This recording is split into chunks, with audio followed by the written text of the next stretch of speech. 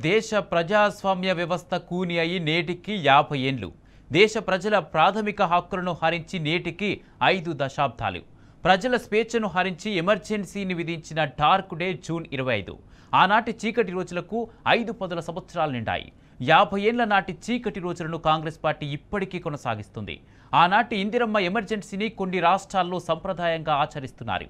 ఇందిరాగాంధీ నుంచి కాంగ్రెస్ పార్టీనే కాకుండా అత్యవసర పరిస్థితిని కూడా కాంగ్రెస్ వారసత్వంగా తీసుకొని కొనసాగిస్తుంది. అసలు అప్పట్లో ఏం జరిగింది, ఇప్పుడు జరుగుతున్నదేంటి? Let's watch the story.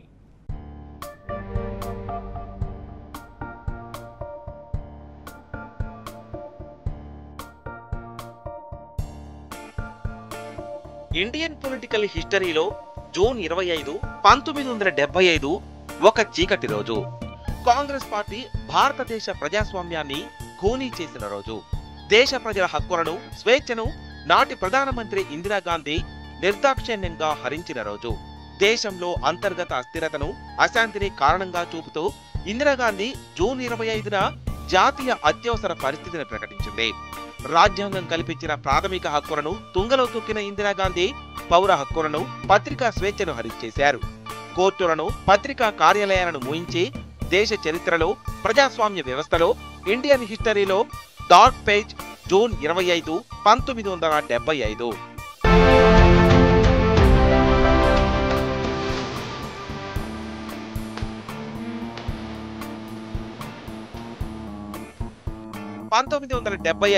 June 25 ముందుకు దేశంలో 2 సార్లు అత్యవసర పరిస్థితిని నాటి కాంగ్రెస్ ప్రభుత్వం విధించింది.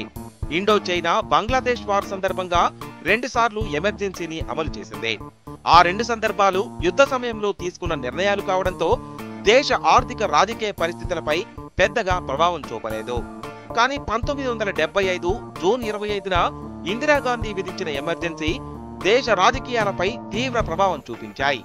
దేశ ప్రజాస్వామ్య వ్యవస్థకు గొడ్డలి పెట్టుగా మిగిలిపోయిన ఎమర్జెన్సీ 5 దశాబ్దాలు అవుతున్నా ఇప్పటికీ ఆ గాయాలు దేశ ప్రజలను వేధిస్తూనే ఉన్నాయి.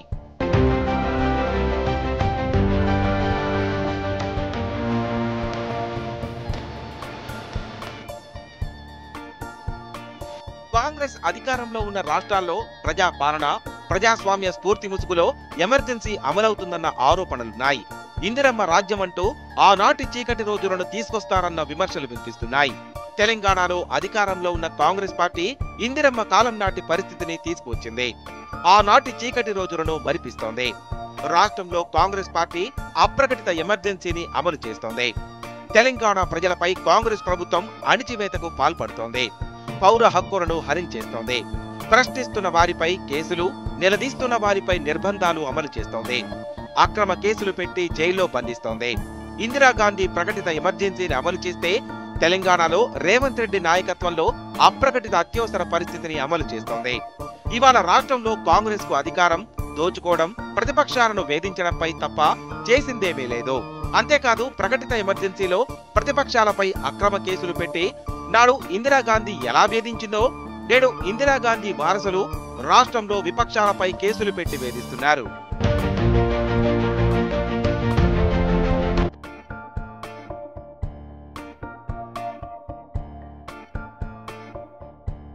అంతేకాదు, నాడు చీకటి రోజుల్లో జర్నలిస్టులను కాంగ్రెస్ ఎలా వేధించింది, పత్రికా స్వేచ్ఛను హరించిందో నేడు రేవంత్ రెడ్డి రాష్ట్రంలో అలాగే వ్యవహరిస్తున్నారు.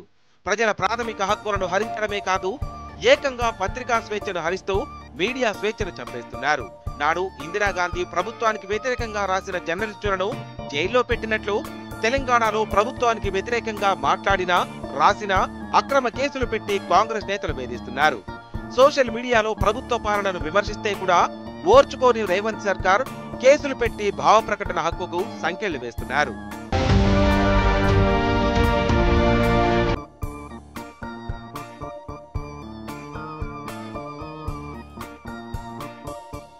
కాంగ్రెస్ పార్టీలో ఇందిరాగాంధీ నుంచి నేటి రాహుల్ గాంధీ వరకు పార్టీ అధ్యక్షులు మారారు.